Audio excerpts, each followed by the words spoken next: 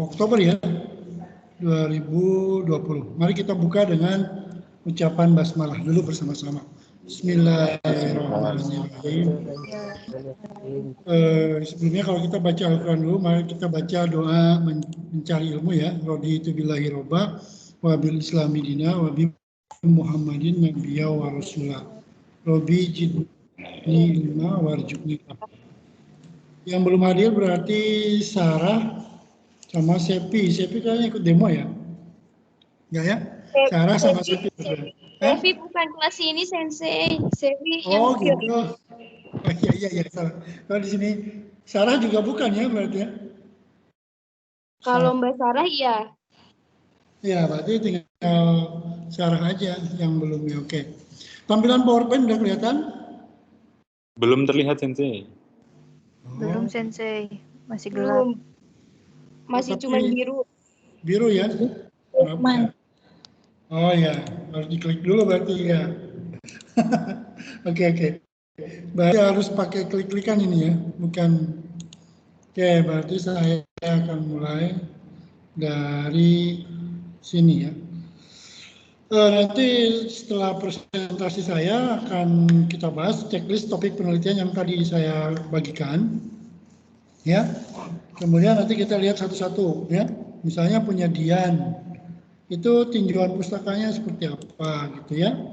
Kemudian punyanya Robi, oke.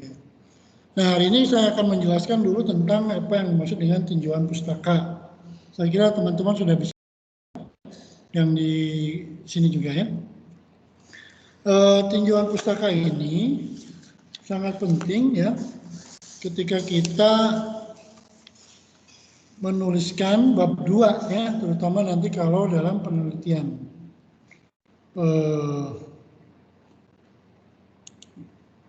Pertama, tinjauan pustaka itu adalah merupakan rangkuman hasil belajar calon peneliti yang diambil dari berbagai sumber. Jadi kalau Anda nanti mau menuliskan sebuah judul, maka Anda harus punya pembelajaran terlebih dahulu, hasil belajar terlebih dahulu ya tentang judul itu. Misalnya kalau saya mau meneliti tentang aru dan aru gitu dua yang makna sama, berarti tinjauan pustakanya itu persamaan dan perbedaannya apa itu harus sudah paling tidak yang melatar belakangnya dari aru itu. Misalnya tentang kesulitan berbicara, ya. Berarti kan kita harus punya belajar terlebih dahulu tentang kaiwa. Kesulitan berbicara itu apa, kesulitan itu apa, berbicara itu apa. Nah, berarti tinjauan pustakanya harus sudah mulai. Misalnya tentang Hamid, ya, tentang era Shogun itu. Nah, berarti kan nanti di tinjauan pustakanya Anda harus membaca literatur yang harus ada di zaman Edo gitu ya, zaman itu. Kalau tanpa itu Anda tidak punya hasil belajar apa-apa, tiba-tiba judul gitu ya, repot ya nanti. Jadi harus ada hasil belajar terlebih dahulu minimal ya, kemudian nanti dirangkum dalam hasil belajar. Misalnya judul yang punya Ahmid itu kan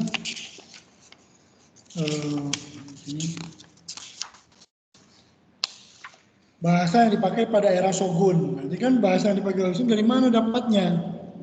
Berarti bahasa zaman era Shogun atau Shogun Jidai gitu ya. Nah, berarti harus baca dulu Shogun Jidai, buku-bukunya dikumpulkan. Nanti kalau di bab 2 itu apa yang akan dibahasnya? Bahasanya bahasa Jepang yang mana dulu gitu ya, mau dicari itu. Karena banyak ya. Apakah yang dipakai oleh samurai, bahasa Jepang yang dipakai oleh samurai, atau bahasa Jepang yang dipakai oleh masyarakat biasa pada waktu itu.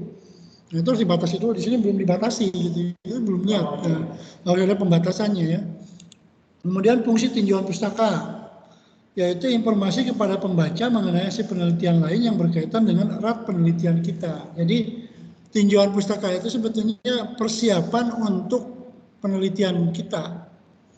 Atau dalam tanda kutip, pohonnya penelitian kita itu nanti harus punya tinjauan pustaka, harus ada pijakannya, siapa yang sudah meneliti itu. Nah, berarti kan ditinjau dulu pustakanya, tapi bukan bukan referensi juga ya, bisa juga sebagai referensi, bisa juga sebagai pijakan untuk melakukan penelitian kita. Jadi kalau misalnya mau meneliti tentang kata sifat, di sini apa yang meneliti kata sifat? Jaka itu apa? Jaka itu. Yogen yang menyatakan panggilan terhadap kita ya, anata, boku, dare, ore gitu ya. Berarti itu masuk dalam apa? Itu masih dalam kelompok mana? Berarti di perpustakaan, di kajian pustaka itu nanti kita harus menulis dulu dari kata benda dulu. Kata benda terdiri dari apa, kemudian diambil, kemudian muncullah ke kata kerja meisi tadi, koyu meisi namanya, kata kerja, kata benda penunjuk orang. Di situ baru ke situ. Nah itu harus dipelajari dulu. Kalau tidak langsung kita langsung ke sana, repot nanti. Ini udah dasar penelitiannya apa gitu. Jadi kata benda dulu tahu, jenis-jenis kata benda, kemudian nah, anata ore itu masuk kemana gitu. Menghubungkan antara penelitian dengan literatur yang ada fungsinya ya. Kemudian mengisi celah dalam penelitian sebelumnya, ini yang disebut dengan gap research atau apa namanya ya, kekosongan penelitian yang belum dilakukan oleh orang lain. Jadi kalau sudah ada yang membahas, berarti kita nggak usah membahas lagi. Udah dibahas sama orang lain. Nah, kalau sudah ada ya lebih baik diganti. Karena nanti kita dianggap plagiasi mengikuti penelitian yang sudah ada atau menjiplak. Nah, ini yang berbahaya.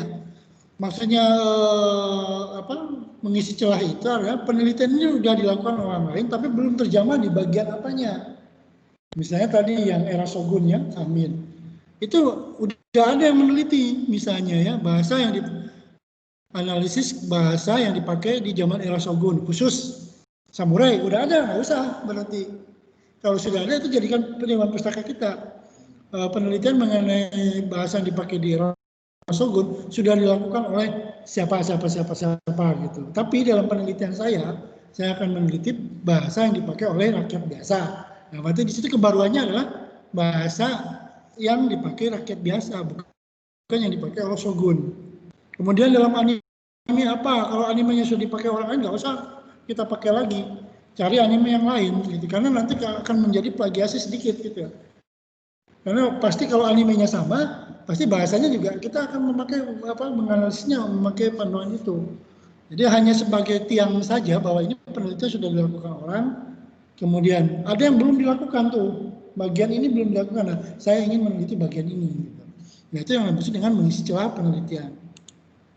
Memperkuat argumen, ya, memperkuat argumen penelitian pentingnya akan dilakukan. Jadi kalau misalnya udah banyak yang melakukan, tapi penelitian ini belum dilakukan, maka saya menekankan ingin melengkapi penelitian yang sudah ada sebelumnya. Itu kan argumennya kita melengkapi, gitu ya, bukan menjiplak. Ya.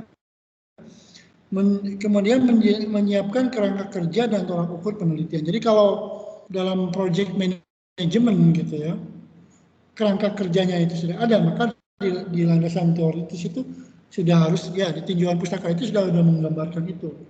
Apakah dari khusus dulu atau dari umum dulu? Biasanya dari umum dulu ya. Kalau kita mau meneliti jantung, berarti kan kita meneliti manusia dulu kan. Manusia itu apa? Tapi kita nggak fokus ke mata karena yang penting adalah jantung. Maka jantung itu bagian mana? Jadi dokter bagian dalam. Kalau mata bagian luar. Makanya ada dalam penelitian kedokteran itu ada yang disebut dengan dokter dalam, dokter umum ya. Oke ya, tinjauan pustaka juga minimal berisi definisi operasional. Paling tidak kan, kalau di judul ada, maka di operasional itu harus dijelaskan semua.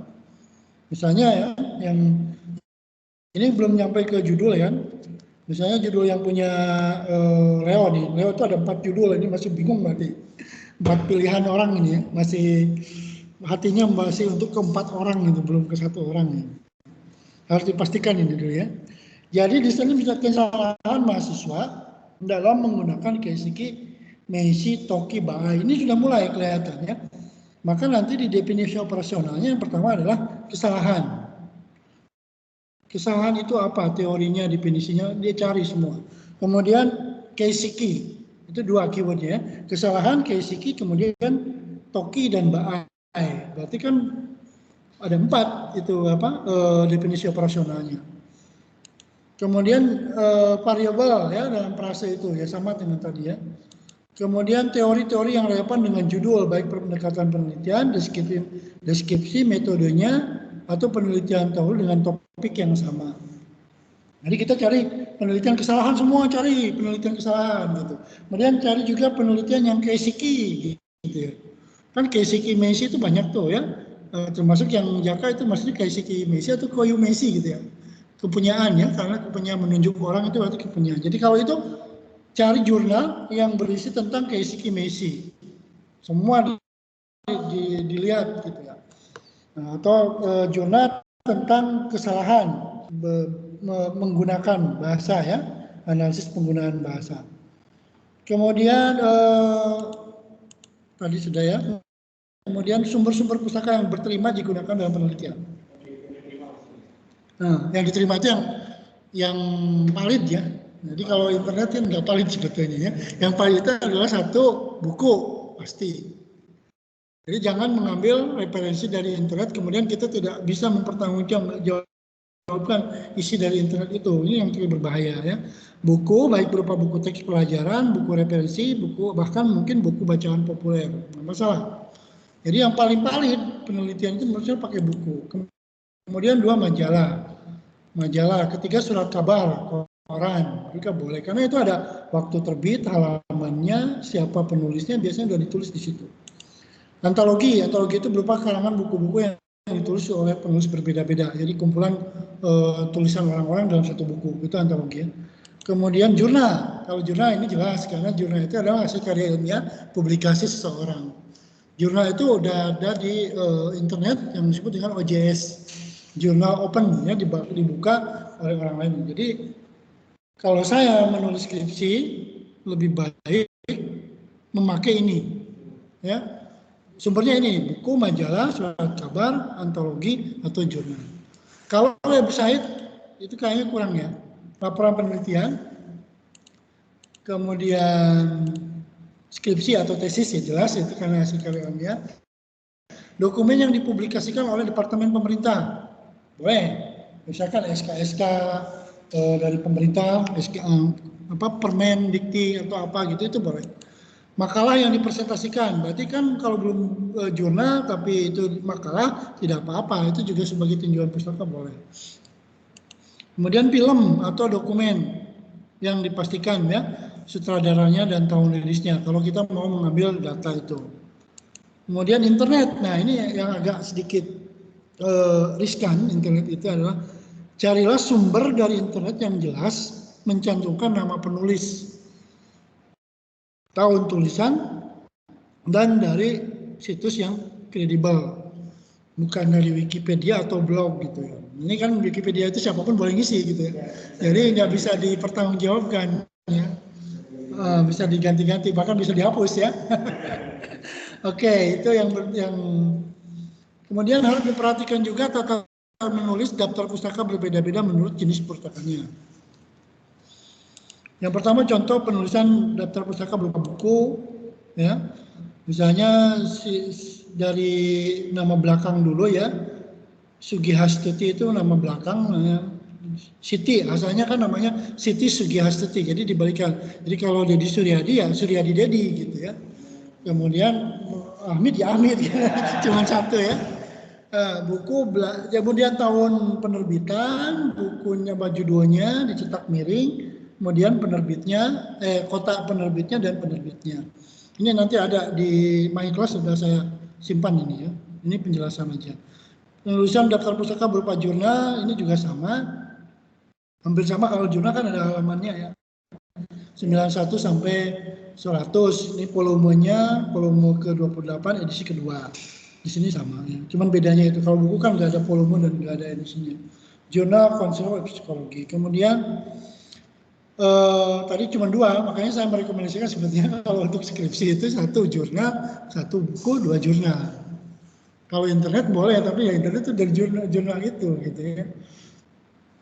Referensi dapat di mana? Perpustakaan jelas ya, kalau yang mau yang offline gitu. Tapi kalau yang online sekarang ada kan. Nah, kemudian identifikasi keyword. ya. Kita mau mencari peneliti. Ini peneliti muda ya. Referensinya cari di mana? Saya bingung ya. Saya juga nggak ada referensinya. Punya judul tapi kok nggak ada referensinya. Wah bahaya itu. Ya. Jadi kayak mau masak tapi nggak punya bahan-bahannya. Itu repot kan? Syarat masak itu satu, punya api, punya tungku, punya bahan bakar kan gitu. Minimal 4. Jadi kalau mau menulis juga kita harus punya 4, minimal 10 ya. Atau 4 atau 10 dari referensi kita judul itu. Jadi kalau misalnya mau meneliti tentang Kontastrip, Ochiru, Korobu, Taoreru itu, maka Jabal Rahmat harus mencari 4 atau 10 buku yang membahas tentang itu. Atau 10 jurnal. Maka tahap berikutnya nanti kita akan coba cari 10 jurnal yang berhubungan dengan tema Anda. Gitu.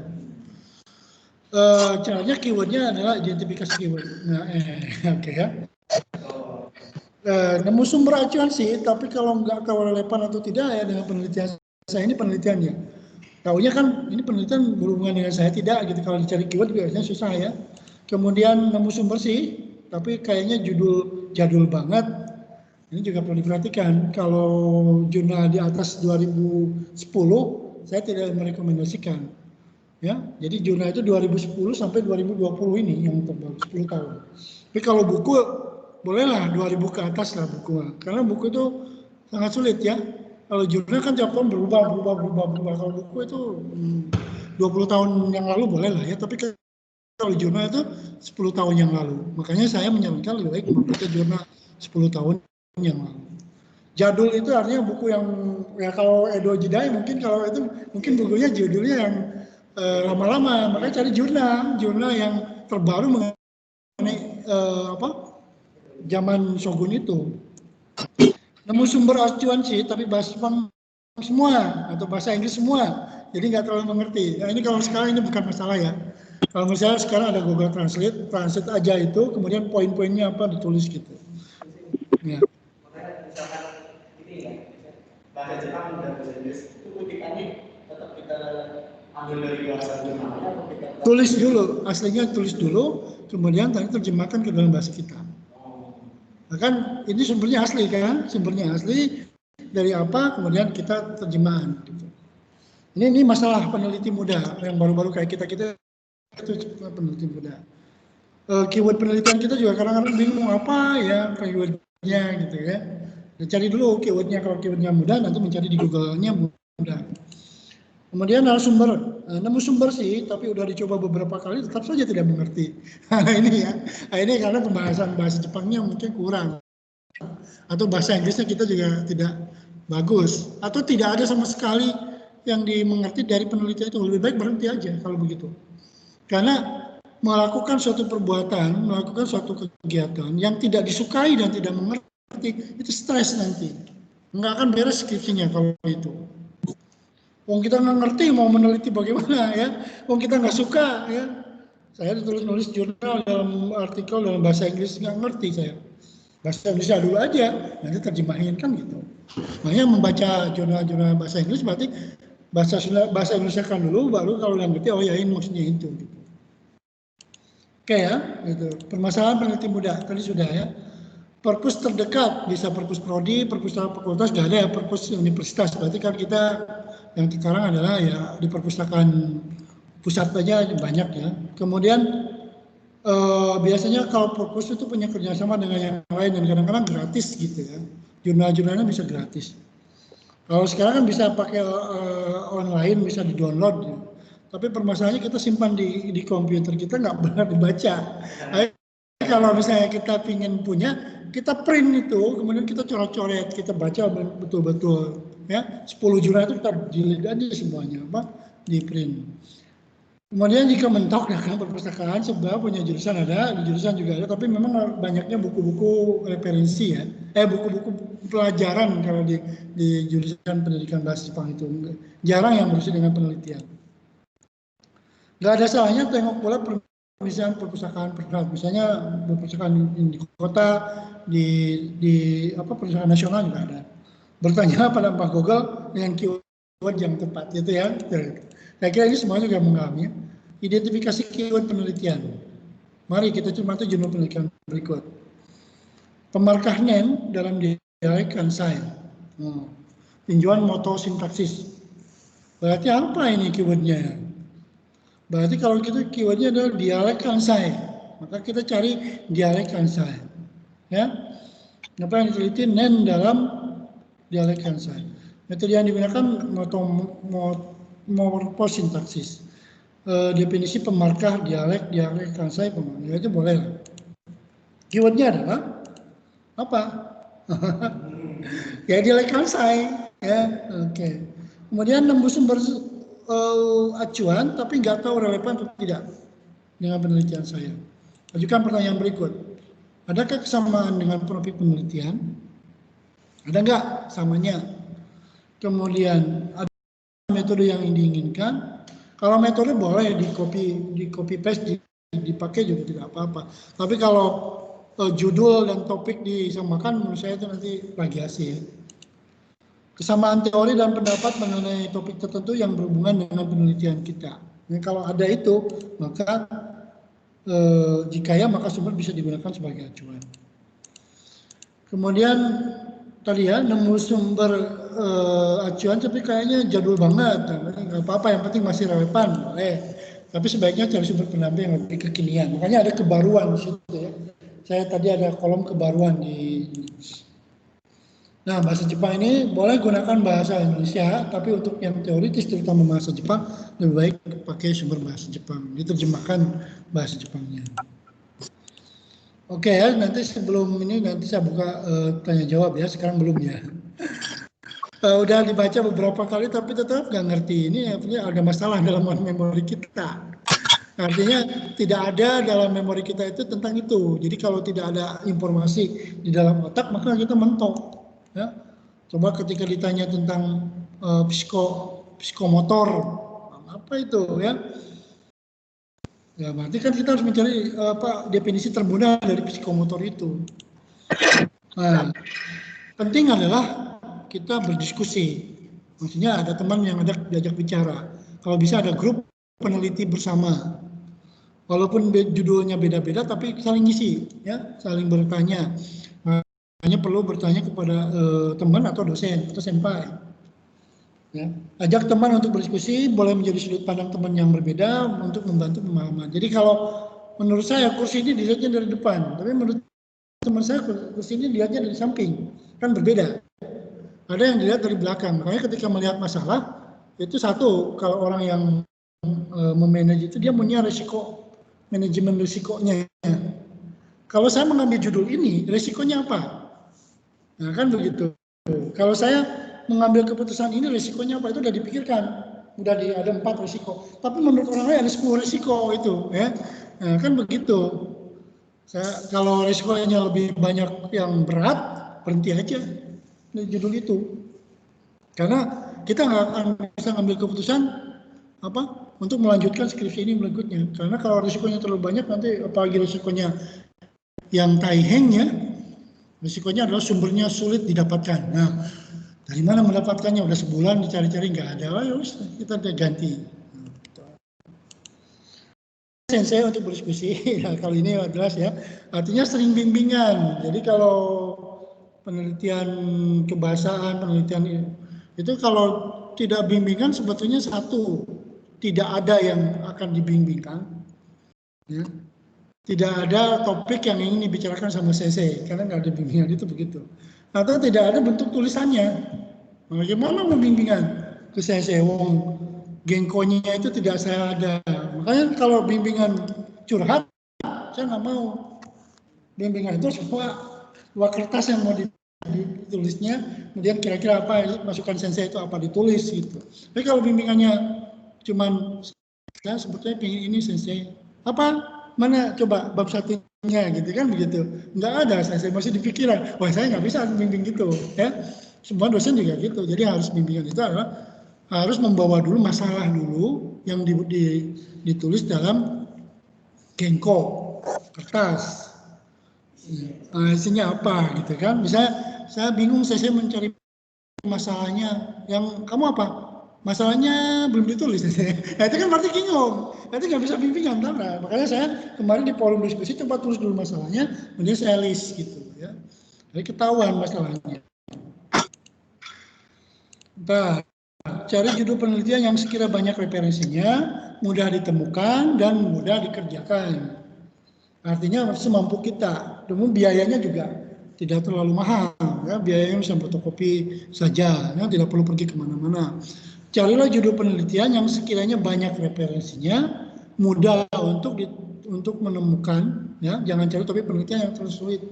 Kalau saya Ahmid itu kayaknya terlalu sulit ya, tapi nggak tahu ya, karena mungkin saya bukan peneliti Shogun ya. Nah, tapi kalau udah sering membaca Shogun gitu-gitu dikumpulin dari sekarang. Kosakata Shogun itu misalnya dikumpulin dari film detik keberapa ditulis, kemudian dirangkum dalam lembar kertas gitu. Kalau menemukan 100 contoh kosakata yang dipakai Shogun itu, maka 100 data itu bisa jadi data. Termasuk kyogennya apa.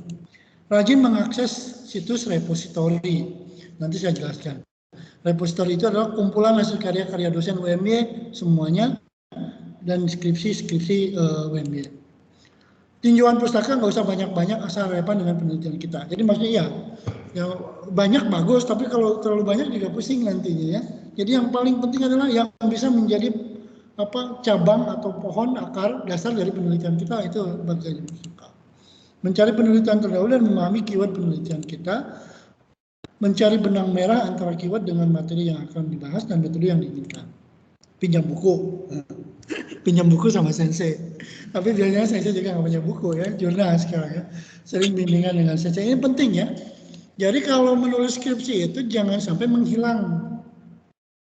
Zaman sekarang nggak bisa kabur kemana-mana ya, dicari di online kan gitu ya. Kalau nggak online berarti orang itu nggak ada gitu ya, nggak mau nulis gitu. Jadi skripsi yang baik adalah skripsi yang selesai, bukan skripsi yang wah ini skripsinya bagus ya, hebat gitu, bukan. Skripsi yang baik adalah skripsi yang selesai. Karena kalau sudah selesai skripsi nanti ada disertasi lagi, ada tesis ingin lagi. Nah, kalau ingin Anda membuat disertasi atau tesis, berarti nanti siap-siap dari skripsi itu Anda akan kembangkan penelitian nanti di S2. Jadi dari S1, S2, S3 itu penelitiannya istiqomah. Gitu. Nggak ganti-ganti, kan? Misalnya S1-nya tentang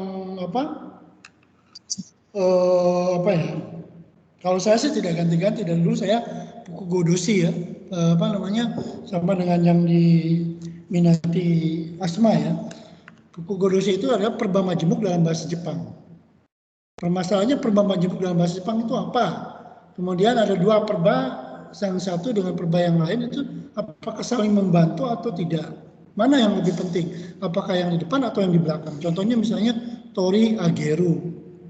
Nah, Tori Ageru itu torinya atau agerunya yang penting, nah itu perlu diteliti gitu.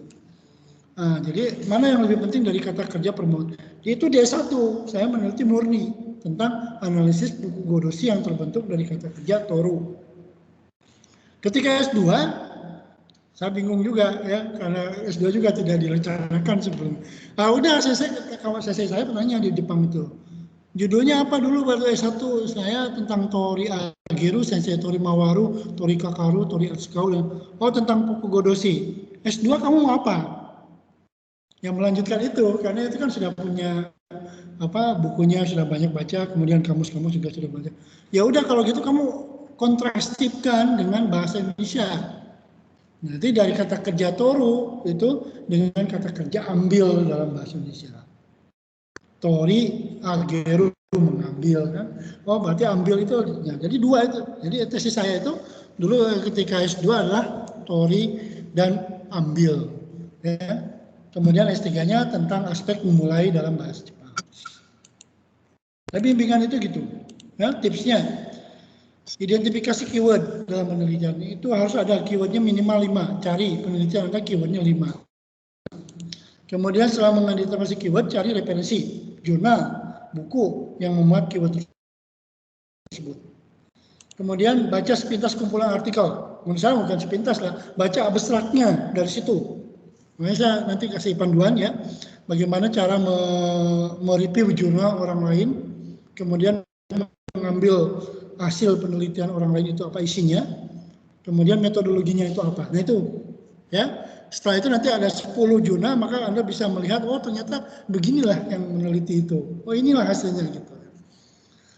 Kemudian kalau bisa itu di review, nanti ada dalam tugas sebelum salin ya. Kalau bisa di hasil review itu Anda kumpulkan dalam listnya. Setelah membaca buat ringkasan. Ya. Kemudian misalnya ya, ringkasan dari penelitian-penelitian penting, misalnya definisinya. Kemudian pendapat-pendapatnya, ya, kemudian metodologi penelitian terdahulu yang sama, kemudian bagaimana dia melaksanakan penelitian itu, kita jelaskan dengan bahasa kita. Oh ternyata penelitian ini dengan metode ini, ya, caranya seperti ini, instrumennya ini, kan. Kemudian perlu diingat tinjauan pustaka bukanlah kumpulan copy paste. Bukan ya, tapi berupa uraian yang diramu sedemikian rupa supaya tidak bertele-tele. Jadi sebetulnya kalau kita sudah membaca jurnal 10, itu sebetulnya kita sudah bisa membaca satu latar belakang permasalahan. Ya, udah 10 novel dibaca, maka 10 itu dirangkum oleh Anda, kemudian dibuat jadi kalimat. Sebetulnya gampang. Ya, misalnya penelitian perba majemuk dalam bahasa Indonesia itu masih jarang. Karena di dalam bahasa itu nggak ada bahasa perba majemuk. Yang ada itu kalimat majemuk setara dan kalimat majemuk bertingkat. Dan kata ulang. Dari situ kita berbicara gitu ya. Oh, saya mau cari mau ngomong juga kalau belum baca repot. Makanya baca dulu baru ngomong, rekam, tulis kalau bisa itu. Kalau kita langsung mikir pusing. Makanya kalau saya ngomong direkam dulu kemudian saya tulis. Di YouTube itu bukan dilihat aja, ditulis inti-inti dan dibicarakan oleh orang itu. Karena itu akan memudahkan kita nanti menulis ya. Karena menulis itu paling sulit loh. Kemampuan paling tinggi yaitu menulis. Menulis itu sebetulnya semudah ngomong, tapi sulitnya bukan main. Kalau nggak ada referensi di belakang otak kita. Saya mau ngomong tentang kata penunjuk orang seperti anta, omae, kimi gitu. Dari mana dulu ngomongnya? Nah, kalau kita mau bicarakan latar belakang, kenapa judul itu dipilih kan begitu? Kenapa tema itu dipilih? Berarti apa latar belakangnya kan? Makanya saya justru mencari masalah.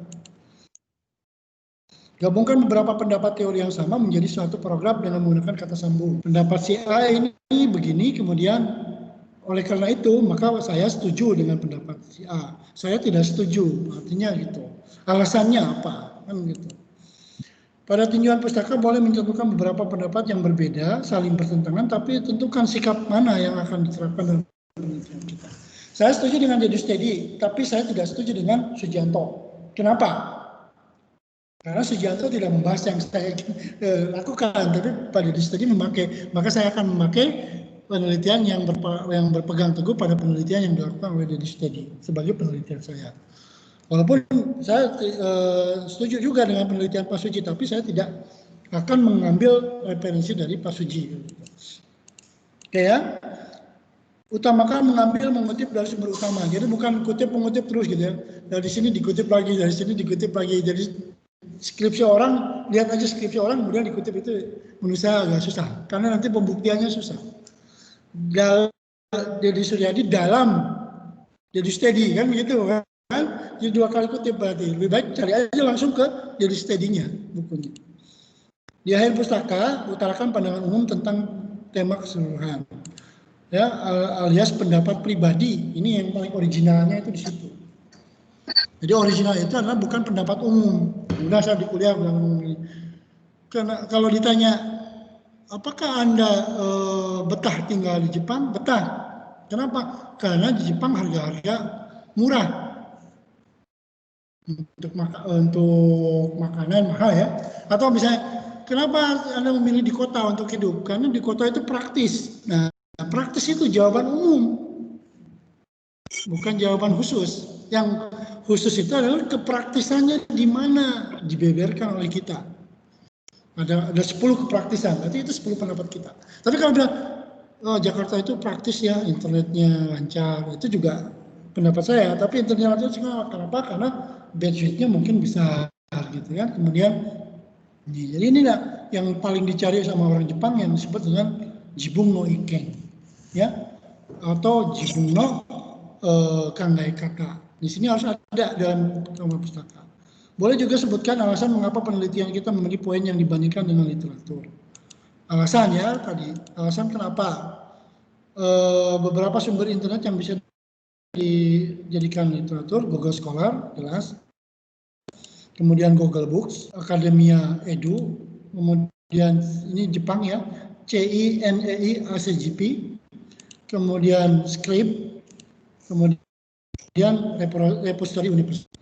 Jadi jangan cari yang Google-nya Google umum ya, Google-nya Google Scholar gitu. Oke, ini udah banyak, udah selesai kayaknya. Nah, oke, kita buka sesi tanya jawab, teman-teman.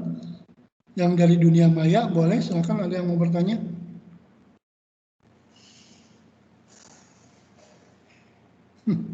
Atau dari sini juga silakan. Ya.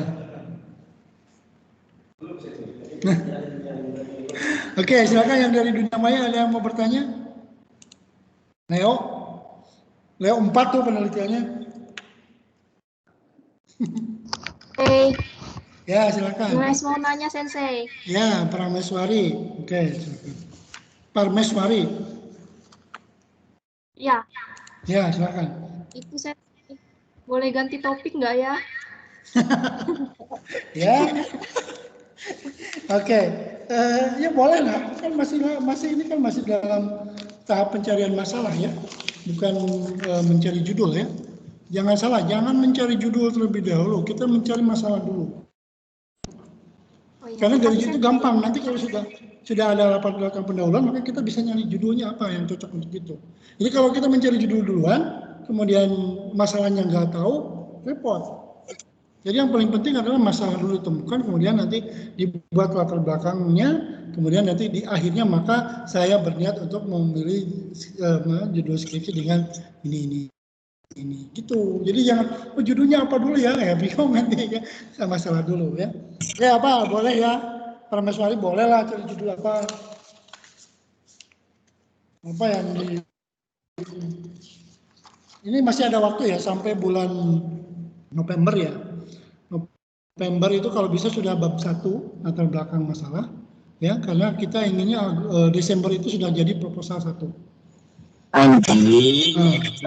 Proposal Anda udah jadi di akhir bulan Desember. Jadi sekarang kan Oktober tanggal 8 tuh. Masih ada waktu 1 bulan untuk mikir masalah dan latar belakang masalah. Jadi mulai minggu depan saya akan tugasi teman-teman untuk mencari sumbernya, jurnalnya yang Anda ingin bahas, kira-kira 10 jurnal. Kemudian nanti di-review dengan, makanya di my class saya udah buat itunya ya. Ntar dulu. Ada lagi yang, ya silakan diganti aja judulnya ya, Parameswari ya. Judulnya kalau kira-kira masih, kalau Leo bukan diganti, tapi itu dipastikan ya. Judulnya 1, pilihan itu hanya 1, nggak boleh banyak pilihan itu. Pilihan banyak, tapi yang dipastikan hanya 1. Ya, kita coba cari. Cara mereview jurnal ya, Nihongo Kenkyu.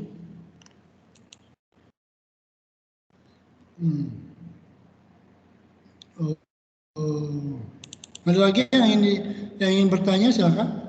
Silakan Jaka. Kan tadi saya bilang latar belakang masalah. Latar belakang masalah saya pribadi itu bingung ketika teman-teman menyebut Ananta dan orang yang sudah menikah menyebut Ananta. Nah kan kalau di drama, di anime itu arti katanya beda. Kalau teman-teman itu artinya ya teman biasa, kalau orang udah menikah tuh panggilan kayak panggilan saya misalnya. Itu klasifikasinya gimana?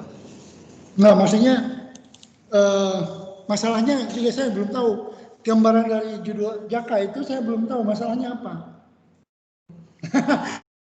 Masalahnya apa? Itu susah.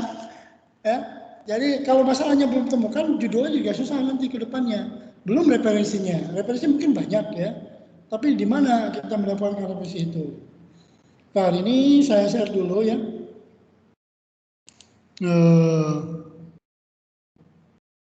Dalam 1 bulan ini, saya kasih tugas teman-teman untuk mereview jurnal. Tapi jurnalnya nanti kita carikan, ya. Jurnalnya sesuai dengan yang tema Anda, gitu ya. Misalnya kalau Amit jurnalnya jurnal yang tentang era Shogun, ya. Cari di situ. Kalau tidak ada jurnalnya lebih baik ganti. Kenapa? Susah. Kita nanti menuliskan daftar referensi nggak ada, ya. Di sini ya. Nanti saya akan kasih tugas pertama mata kuliah ini. Kan selama ini nggak ada presentasi, nggak ada macam tugas ya, Bu. Nanti Anda mereview jurnal internasional maupun nasional. Boleh dari bahasa Inggris, boleh dari bahasa Indonesia. Udah kelihatan ya teman-teman di sini? Sudah Sensei. Oke ya. Nanti pertama saya tugaskan Anda mencari jurnal sesuai dengan tema yang Anda ingin. Sekarang topiknya udah tahu ya. Kemudian jurnalnya kira-kira dicari dulu. Karena kalau mencari buku susah. Saya juga nggak merekomendasikan kalau buku itu susahnya bukan main. Perpustakaan juga sekarang lagi pandemik ya, di kampus juga ya. Carinya jurnal aja. Kemudian nanti Anda di situ tulis mahasiswanya siapa, name-nya apa, kemudian judulnya apa. Bahasa Inggris tidak apa-apa, nama jurnalnya apa, mau Sinta 1, Sinta 2, volume, halaman, tahun harus lengkap ya. Kemudian penulisnya, reviewernya nama Anda di sini, tanggal review, latar belakang, tujuan penelitiannya apa, permasalahannya apa. Ini ditulis dengan ringkas saja, kayak tadi saya melis teman-teman ya. Setelah dibaca di topik, oh ini saya judulnya, ini yang menginginkannya, ini kayak gitu.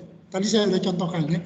Saya mereview 17 orang yang menuliskan judulnya. Oh muter-muter ya, pola pikirnya muter-muter. Nggak tahu masalahnya apa ya, udah tulis aja dulu gitu ya. Ini yang diinginkan. Kemudian permasalahan ini singkat-singkat aja ya permasalahannya. Nanti saya kasih feedback di situ. Feedbacknya oleh berarti pembahasan yang dibahas di jurnal. Kemudian Anda ngasih feedbacknya itu menurut pendapat Anda gimana? Ya, judulnya ini, judulnya cukup menarik, narsis, tidak menarik, kayak gitu ya. Judulnya trending ya, ini original, belum ada sampai saat ini gitu. Feedbacknya boleh apa-apa. Nama jurnalnya jelas ya, nama jurnal cukup jelas, singkat, mudah dimengerti, sesuai dengan bidang ilmu kita.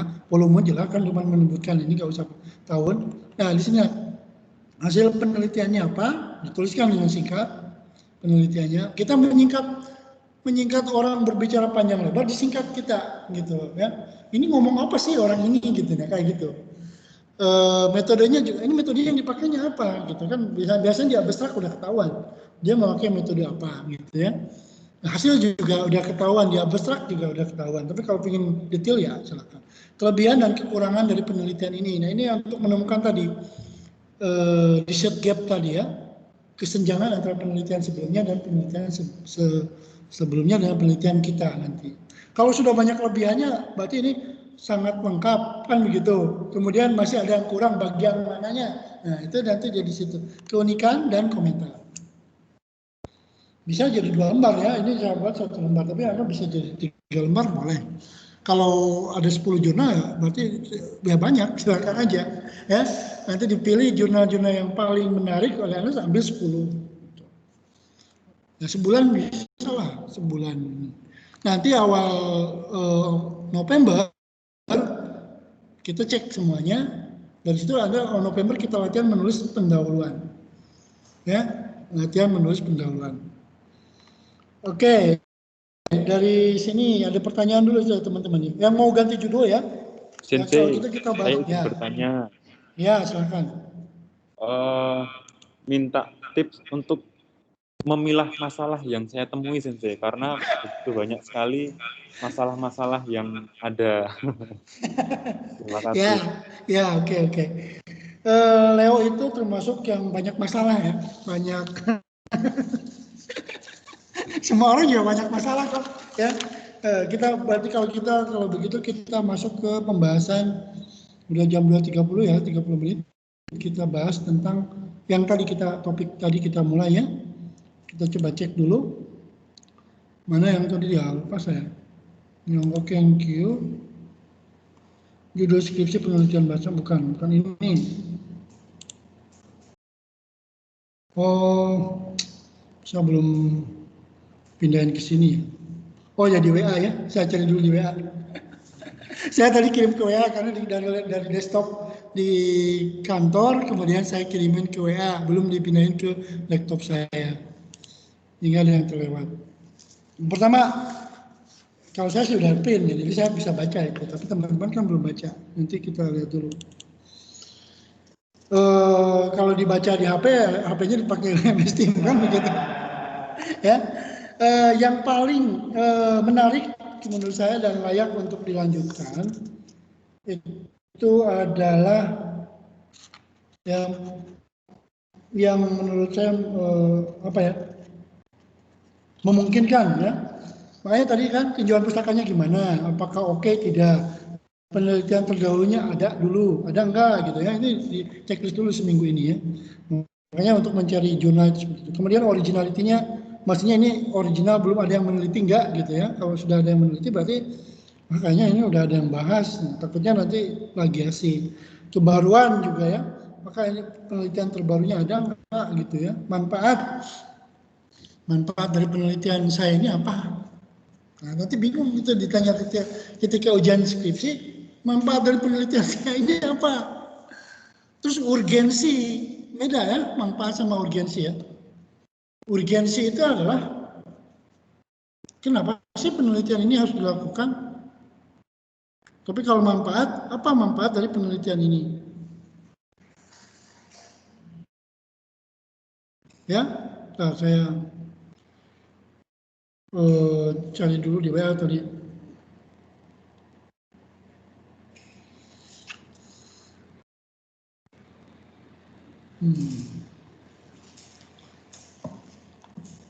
Saya belum bisa memastikan dari 17 judul ini mana saja yang layak karena Anda belum kolom ini ya. Jadi isi dulu kolom-kolom itu, kemudian nanti ini kayaknya kurang lengkap. Kemudian ini kayaknya di situ di kolomnya aja diisi oleh Anda sendiri. Kurang lengkap atau tidak ada ya. Trending masalah juga itu kayaknya masalahnya udah jadul gitu ya. Takutnya masalah jadul kan berarti kayaknya kurang baik. Bisa masih ada 1 bulan untuk memilah-milah.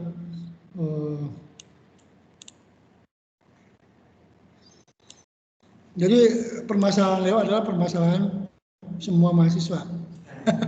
Kalau Leo banyak masalah, kalau yang lain masalahnya sedikit gitu. Ya. Nah, saya copy dulu ke perkuliahan PBJ semester janji Nyonggok thank you. Nah ini baru saya ambil itu, oh ternyata teman-teman minatnya di sini ya. Kalau minat di sini nanti kalau susah lebih baik diganti. Karena kalau sejak awal kita juga bingung, nanti kesananya bingung. Ya, orang lain membacanya aja bingung, apalagi kita yang melakukannya gitu. Jadi yang judul skripsi itu adalah harus dimulai dari masalah, kemudian kita ngerti nggak masalahnya.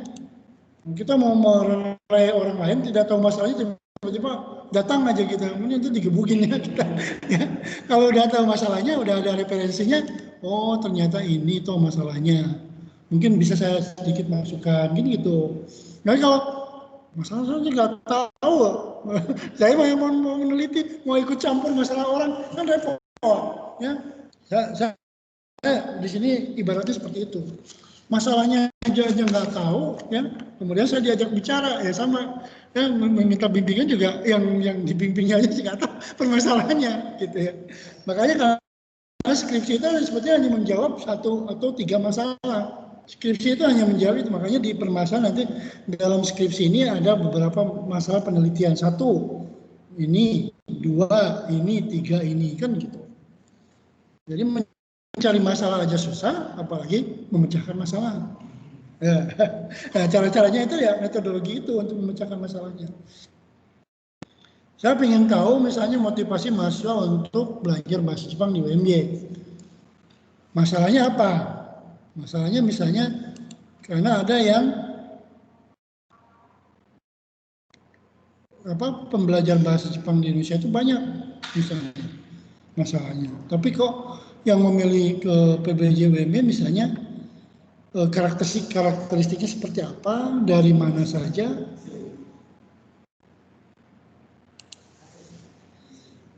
Oke. Belum kelihatan ya? Bentar. Saya ingin menampilkan yang tadi. Sambil jeda dulu, ada apa namanya? Ada ya. Kalau misalkan ibu gimana? Kimi. Ibu. Referensi kita ibu. Oh, ibu boleh. Ibu boleh. Ini udah kelihatan belum, teman-teman?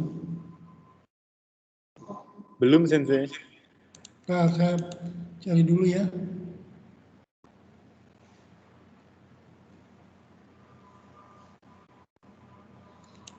Saya baru kelayakan atau tidaknya ya. Ini belum sampai ke final ya. Kalau mau diganti juga boleh.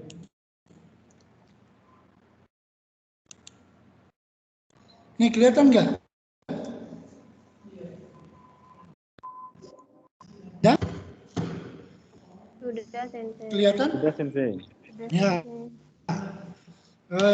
Walaupun kecil hurufnya, saya kira ini udah, tadi kan udah dibaca juga di WA, jadi saya kira teman-teman udah pada tahu. Kita mulai dari yang pertama dulu ya, yang Dian dulu aja. Dian itu mau membahas kanji tentang kanji aru dan kanji aru. Iru dan aru ya, ini aru ya. Harimas ya. Kemudian aru juga ada artinya ya. Mencari persamaan dan perbedaan. Apa persamaan dan perbedaan dari kanji aru dan iru? Permasalahannya persamaan dan perbedaan. Di topik yang ditulis, mahasiswa sulit membedakan kanji. Kalau saya ini kanji ya, kalau saya kasih masukan, pertama ini terlalu sempit. Bingung nanti mengembangkannya. Setelah tahu persamaan dan perbedaannya, selesai. Kan begitu. Referensinya ada tidak? Penelitian terdahulunya ada tidak? Coba dilihat dulu penelitian terdahulunya ya. Jangan sampai nanti skripsinya itu hanya berupa artikel. Saya tidak melihat halaman skripsinya ya. Kalau halaman skripsinya misalnya cuma 20 halaman, berarti kurang, minimal 40 atau 50 halaman skripsi itu. Ya kalau lebih dari 100 boleh lah ya. Tapi kalau 50 aja udah bagus. Jadi permasalahan Dian ini adalah terlalu sempit. Ruang lingkupnya itu terlalu sempit. Ya. Dan ini analisisnya analisis murni kanji. Karena tidak bisa dikontrastifkan dengan bahasa Indonesia juga. Ya. Jadi kita hanya setelah mengetahui persamaan dan perbedaan selesai. Lalu gimana setelah itu? Ya, Dian di sini ada nggak? Nanti Dian cari ya tinjauan pustaka dalam seminggu ini, penelitian terdahulunya ada tidak? Kemudian ini ada penelitian baru atau penelitian, kemudian manfaat dari penelitian ini apa gitu? Dipikirkan. Masalahnya masalah trending atau masalah yang jadul ya, masalahnya yang kayaknya kurang terlalu kebaruannya itu kurang misalnya. Sumbernya ada nggak? Paling tidak 10 jurnal cari. Kalau nggak ada 10 jurnal, nanti lebih baik diganti judulnya yang lain. Kemudian ini Robi, ya, Robi, Watashi, Nani, Anata, Sodesne. Saya bingung ini kelompoknya mana gitu loh. Karena Watashi dan Nani itu beda. Kalau Watashi dan Anata ya sama dengan Jaka tadi ya kasusnya. Bahasa halus dan bahasa kasar dalam anime. Kalau itu mungkin memungkinkan ya. Tapi kalau topiknya tentang Watashi, Nani, Anata, saya kira itu nggak bisa jadi topik. Ya. Yang jadi topik justru adalah penggunaan bahasa kasar dan bahasa halus dalam anime. Kalau itu boleh. Karena di anime pasti bisa kita lihat mana bahasa kasar, mana bahasa. Tapi jangan dibatasi dengan watashi, nani, anata, atau sodesne. Sama dengan Jaka jawabannya mungkin. Kalau Jaka dari mana mau ngambilnya? Kalau Robi mau ngambil dari anime, bahasa halus dan bahasa kasar. Berarti kan itu bisa jadi masalahnya di situ, dan bisa jadi. Tapi kalau yang topik nggak bisa itu. Terlalu sempit nanti. Kalau hubungan antara watashi, nani, anata dan sodesne apa? Pertanyaan kan begitu. Ya, jadi lebih baik ke sini permasalahannya bawa aja bahasa halus dan bahasa kasar dalam anime. Analisis bahasa halus dan bahasa kasar dalam anime. Artinya kan Kenjogo, ya, atau Putsuke dan Teneke gitu ya. Itu boleh. Ini kalau ini boleh. Ini memungkinkan ya.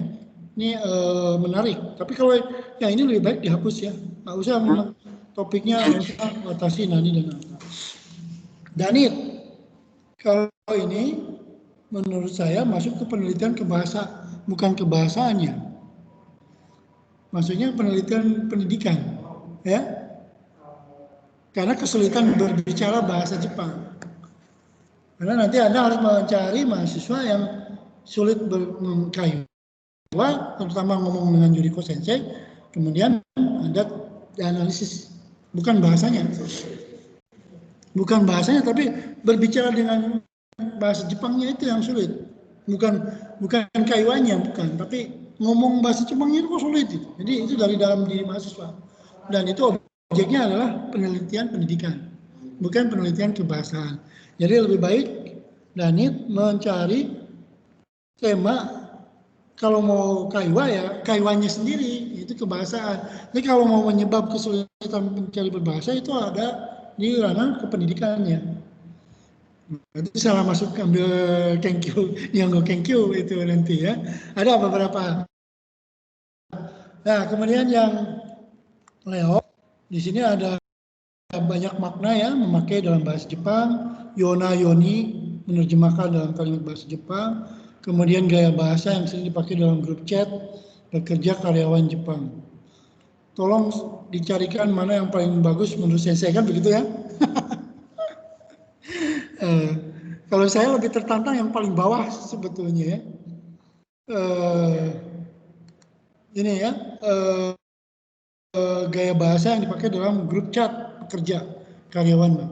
Tapi yang sulit adalah data, mencari data dan mencari referensinya. Kalau yang ini mudah referensinya, ada banyak ya. Misalnya kata Kiru memakai kimas, memakai gelang, memakai itu kayaknya udah banyak yang meneliti itu. Nah makanya kita kalau mau ya ini bukan analisis makna, tapi kontrastif, ya, penelitian kontrastif dengan bahasa Indonesia.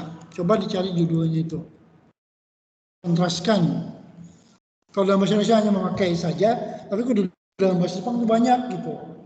Pakai baju beda kirimas, pakai topi kaburimas, pakai yang lain ini juga menarik. Tapi kalau sudah ada yang melakukan penelitian, lebih baik jangan, karena nanti duplikasi ya.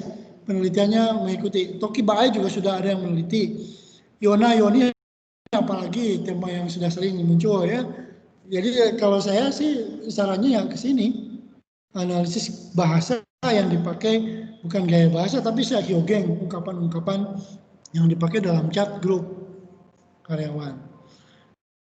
Jadi ungkapan atau hyogen yang dipakai di karyawan orang Jepang, nah gitu ya. Karena di situ ada hyogennya, ada mere hyogen, kemudian ada apa gitu. Ini lebih bagus yang ini. Tapi kalau Leo mau yang ketiga ini silakan aja, istiharah aja ya. Kalau saya yang ini udah ada penelitiannya banyak, yang memakai juga banyak ya. Kemudian yang Yona Yoni juga sudah banyak. Jadi artinya itu penelitian sudah dilakukan oleh orang lain. Artinya bukan jadul ya. Maksudnya kalau dilakukan lagi oleh kita, nanti akan sama hasilnya itu dengan yang lain. Lebih baik jangan kalau menurut saya. Ada kebaruannya ya. Harum. Oke. Ini oke ya. Tapi ini harus dibatasi. filmnya film apa, animenya anime apa, komiknya komik apa. Jangan semuanya. Satu aja dalam drama apa. Udah selesai. Nanti gak akan selesai kok. Drama belum selesai, apalagi berapa episode kan. Animenya juga ada, belum lagi komik ada, belum banyak. Nggak usah banyak-banyak, satu aja. Drama Tonari no Totoro gitu kan. Satu, Keigo dalam Tonari no Totoro. Ada enggak? Nggak ada. Nggak usah, kalau yang ada cari judul-judul drama yang banyak Keigonya gitu. Kalau Arum menurut saya oke. Tapi jangan anime dibahas juga, komik dibahas, itu 3 skripsi. Ya, 3 skripsi sekaligus repot nanti, satu-satu aja. Kemudian Asma, ini Asma tentang Pugu Godoshi boleh ya, tentang kata konshugo dalam kosakata bahasa Jepang boleh. Lanjut, Jabal juga yang menarik ya. Tapi Jabal itu mirip dengan yang punyanya siapa tadi, Leo kalau yang makna ini ya, memakai. Karena kan ini Ochiru, kemudian apa namanya, Korobu, ya, Taoreru, ini juga sudah ada penelitian pada di studi juga itu ada, tapi di kontrasepsi mungkin belum, ya silakan aja.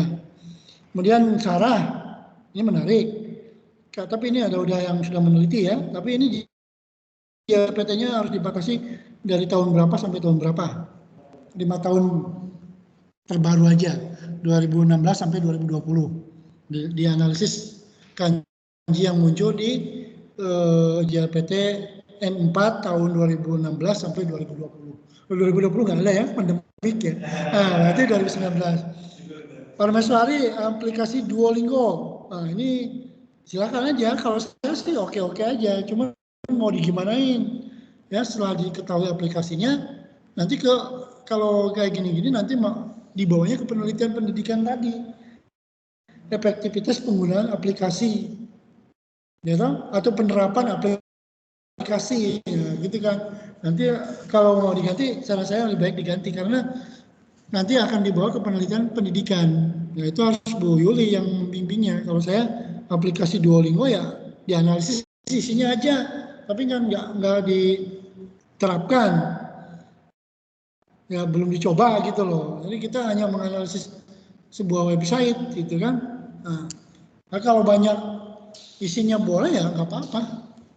Cuman tadi takutnya nanti mentok setelah selesai dianalisis sudah nggak ada apa lagi. Gitu. Kanji ini bagus ya. Ini juga siapa, Minerva. Ini bisa lah ya. Ini sesuai dengan penelitian yang saya ingin sarankan ya. Kanji dalam Instagram Biarapiti Memomik gitu ya. Berarti ini kan analisis murni. Kemudian nanti dicari kelebihan kekurangannya. Kemudian tampilannya seperti apa. Kalau mau diterapkan nanti aja. Ini mirip loh, Parmesti sama Minerva itu mirip gitu. Kemudian Hafsah ya. Ini juga sama, pilih media animenya yang mana. Jangan banyak-banyak. Drama aja satu, bahasa lisan yang digunakan oleh remaja di Jepang.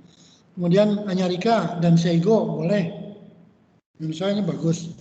Bahasa laki-laki ya yang dipakai. Sampai ini udah langsung ke sumber Maho Chukai no Yakusoku. Ini udah langsung ke fokus gitu. Penelitiannya udah tidak usah mikirin yang lain, itu aja satu. Nah, jadi sudah punya pilihan dramanya ini gitu. Jadi kalau ada 10 episode ya dari 10 episode itu dipilih dan seigonya apa. Eka ini juga menarik, TikTok ya. Ini kebaruannya tinggi ya. Analisis jejak pangan dalam TikTok. Tapi yang bahasanya aja ya. Kalau yang budaya nggak usah. Karena bukan ranah kita. Analisis di Jepangan dalam TikTok. Ini menurut saya kebaruan. Banyak jurnalnya juga kalau menurut saya. Tapi ada originalitinya nanti ya, silakan. Ini nggak usah. Nah ini Ochiru dan tadi ini kayaknya sama ya, Patiha sama Jabal ya, mirip. Ini juga nanti masuknya ke pendidikan. Ada penerapan soalnya. Ya. Penerapan dari masing-masing ini. Ini murni. Ini mirip dengan yang tadi di awal Dian. Ya. Saran saya coba cari dulu penelitian terdahulunya. Kalau memang belum ada bisa dilakukan, tapi kalau sudah ada lebih baik ganti. Makanya kalau kita melakukan reduplikasi penelitian lagi, maka takutnya nanti ini kayaknya nggak ada kebaruannya gitu ya. Hermawan, ini bagus ya, ikut aja. Saya juga setuju dengan ini ya. YouTube plafon untuk belajar bahasa Jepang. Jadi bahasa Jepang yang ada dalam YouTube dianalisis. Tapi nggak usah banyak-banyak, cukup 100 video YouTube aja. Ada, tapi yang durasinya nggak usah lama-lama. Yang durasinya berapa menit gitu. Dan itu juga harus dibatasi. Bahasa Jepangnya yang mana? Kanjinya, goinya, dokainya, atau kaiwanya. Itu bisa jadi 4 skripsi ya. Analisis bahasa Jepang dalam YouTube, terutama wabil khusus ya, kanji gitu. Ya kanji-kanji aja dikumpulin di YouTube yang Anda temui. Nanti keywordnya adalah kanji dalam YouTube. Nanti muncul. Kemudian nanti cari jurnalnya tentang kanji yang di media sosial gitu. Kanji di Facebook juga bisa tuh, jadi di Facebook jadi 4 orang, di YouTube 4 orang gitu ya. Kalau biasanya kalau yang di media sosial itu yang pertama kanji, yang kedua goi, yang ketiga kaiwa. Danit tidak bisa ikut itu sebetulnya ya. Kalau judul yang di atas tidak bagus, ganti aja dengan analisis bahasa percakapan dalam YouTube, analisis kanji dalam YouTube, analisis goi dalam YouTube ya. Itu ada 4 orang yang meneliti, 4 skripsi nggak apa-apa, tapi kan berbeda-beda nanti jurnalnya ya yang dibaca. Hamid, saya setuju ini, tapi saya cenderung ya lebih baik hyogeng ya. Hyogeng yang dipakai zaman era shogun. Jadi jangan bahasa, kalau bahasa tuh luas banget gitu ya. Jadi hyogeng dipakai dalam shogun, dalam anime apa? Satu aja. Dalam drama apa? Dalam zaman shogun nanti cari ya di YouTube aja juga. Faisal juga ini sama, Faisal dengan Hermawan tadi saya sarankan spesifik ya, bukan ke umum. Faisal sama Hermawan sama siapa tadi itu Danit bisa satu kelompok penelitian. Jadi nanti hasilnya beda-beda ya. Jaka, nah kalau Jaka ini sama dengan Robi, tapi ini menurut saya udah mengarah kepada yang tadi apa namanya koyumeshi dalam anime ya, itu bisa kok, jelas ya koyumeshi. Udah, ada pertanyaan sampai sini teman-teman? Silakan.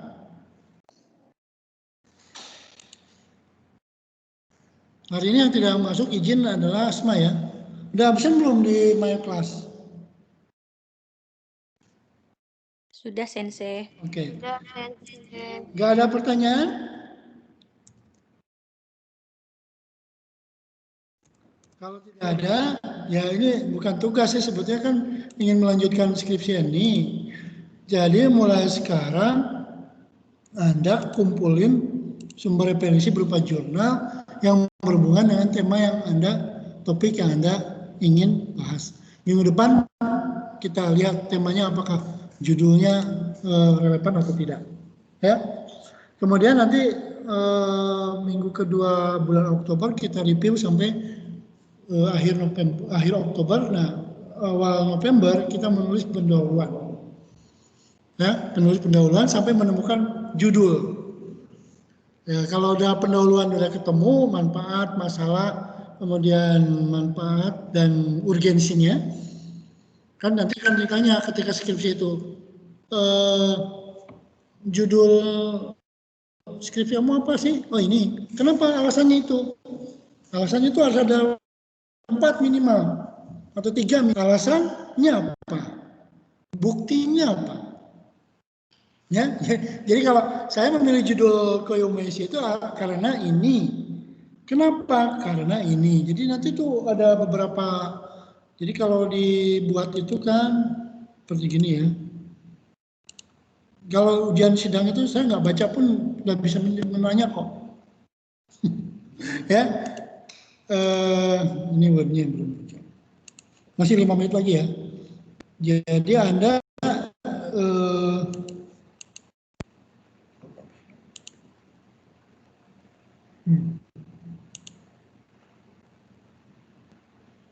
Enggak, ntar yang di dunia maya belum lihat tampilan.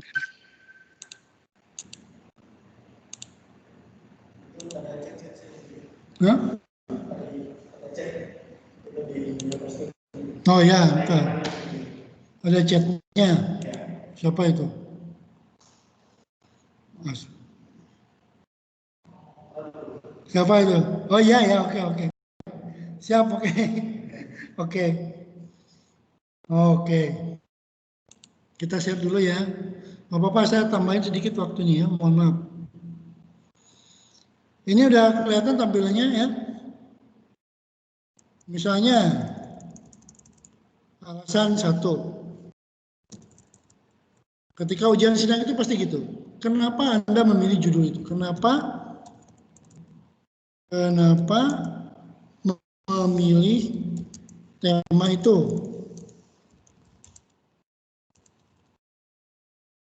Ini kan di bab 1, di pendahuluan 1, 2, 3, sampai 3 paragraf. Kalau bisa sampai 5 alasan gitu. Kenapa Anda memilih tema tersebut? Kenapa misalnya kalau diibaratkan begini, kenapa saya memilih Yogyakarta?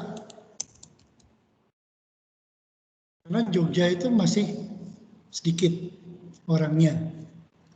Nah, berarti di situ harus ada punya data penduduk Yogyakarta. Jadi di Bantul itu pertumbuhan penduduknya sampai segitu jadi 1 paragraf gitu langsung. Jogja itu barang-barang murahnya itu sebelah mana? Nah ya, di Jogja itu kemana-mana dekat kan begitu kan. Jadi dilihat di situ. Jadi nanti dalam paragraf awal itu kita menyebutkan 5 alasan kenapa memilih judul itu. Dan itu juga bisa jadi urgensinya penelitian ini dilakukan. Kalau urgensi itu adalah urgen nggak penelitian ini dilakukan gitu. Penting tidak penelitian ini dilakukan gitu. Jadi ini sama dengan memilih. Tapi memilih itu kan alasan pribadi. Urgensi itu ada alasan ilmiah. Jadi kalau penelitian mengenai penggunaan masker itu urgen sekarang ini karena pandemi membuktikan bahwa masker alat yang paling efektif untuk menjaga itu. Berarti urgen kan penelitian tentang itu. Tapi kalau itu bukan alasan pemilihan judul loh.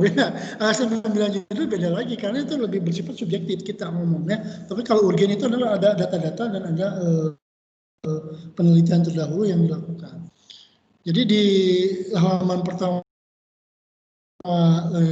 ujian sidang pertama itu ditanya kenapa memilih ini, kemudian urgensinya apa, manfaatnya apa, dan permasalahannya apa. Nah, kita itu. Oke ya, karena sudah jam 3, saya ingin ini. Sekarang tugasnya adalah dalam seminggu ini coba Anda cari jurnal. Kalau nggak bisa nanti saya bimbing di WA Group. Cara mencari jurnalnya adalah dengan kalau misalnya di Scopus ya cari di Scopus, ya. Cari jurnal yang open access. Contohnya ini ya, saya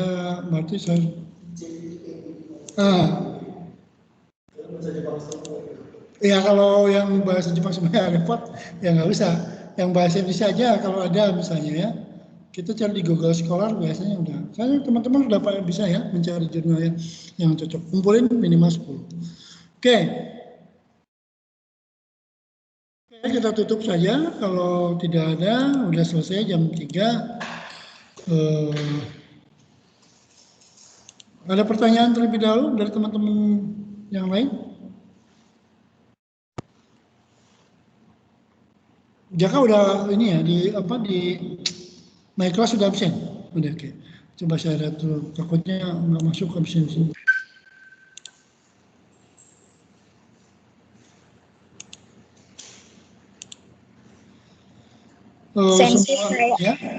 Sensei saya mau tanya. Ya silakan.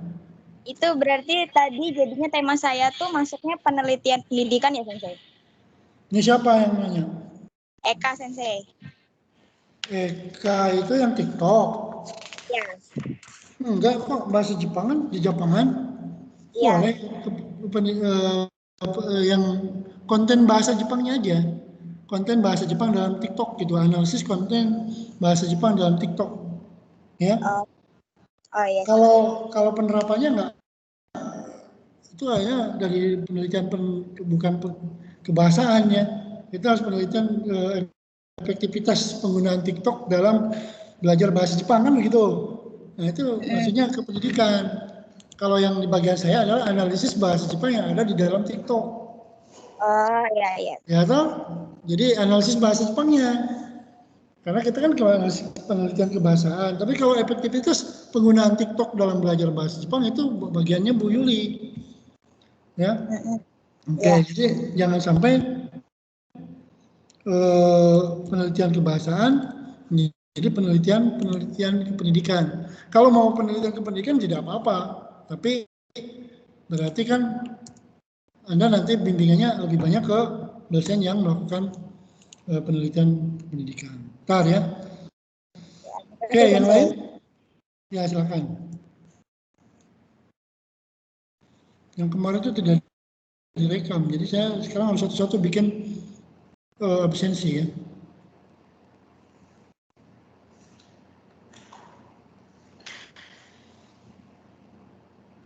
Nah, oke. Ini komputernya agak relate.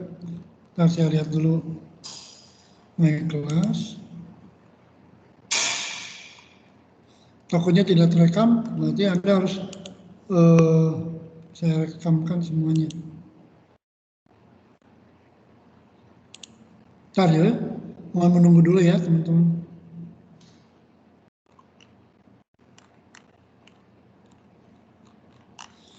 Nihongo pertemuan keempat. Oktober, Kamis. Tennis.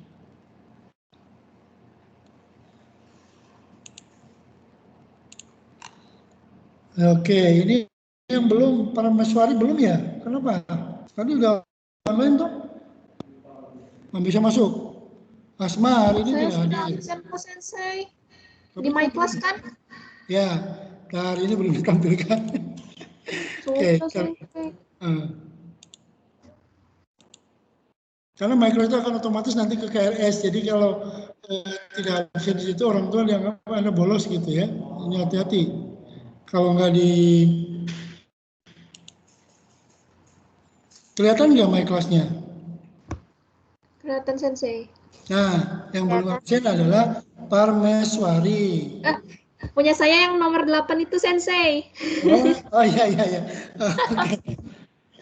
Oh, berarti Parmeswari ikutan nggak ini buat kuliah saya? Yang itu hapus aja Sensei. Oh, ini bukan toh? Bukan Sensei. Oh, ada dua Parmeswari Dewi. Oh, ini berarti orang lainnya. Oke. Berarti ini dianggap tidak hadir aja, ini absen. Dian juga belum. Padahal hadir. Sudah Sensei. Hah? Dian juga ada dua. Nomor 1, yang bawah itu emailnya salah. Berarti saya harus delete-nya. Oke, berarti saya harus delete 1, kemudian Asma tadi tidak masuk, kalau ini absen berarti. Kemudian, tapi tadi izin dia sebetulnya. Nggak ada sih tulisannya ini sakit, terlambat, tidak masuk, tidak hadir. Ya udah masukkan ke sini aja. Tidak masuk. Saya belum bikin itunya apa. Jaka juga ada 2 tuh. Mana Jaka? Mana Jaka ada 2, ada 1. Jaka belum kok. Oke. Udah saya absenkan.